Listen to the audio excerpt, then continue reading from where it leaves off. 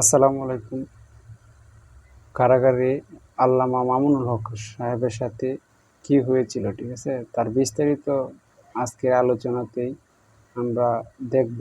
তো আপনারা ভিডিওটা শেষ পর্যন্ত দেখুন যে ওনার সাথে আসলে কি হয়েছিল, ঠিক আছে। তো আপনারা দেখতে থাকুন ভিডিওটি। শরীরে এখনো তেজ বেশি, তো এই জন্য এত গরম গরম কথা। তোমার তেজ একটু কমায় দেই বলে দিছে, জিন্দান খানায় নিয়ে বন্দি করো, খানা দানা বন্ধ, একটা দানা খাইতেও দিবা না, আর এক ফোঁটা পানিও পান করতে দিবা না। ডাক্তারকে বলে রাখছে নারী পরীক্ষা করতে থাকবি, যখন দেখবি যে একেবারে শেষ মুহূর্ত, এখন খাবার দাবার না দিলে আর বাঁচবে না, ওই সময়ে নিয়ে খাবার দিবি। খাবারটা কি দিবি সেটাও ঠিক করে দিছে, বলছে যে মুসলমানদের ধর্মে যে জিনিস হারাম সেটা দিবি।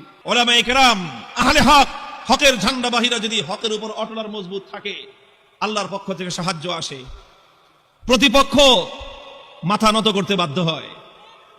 সাহাবী যুগের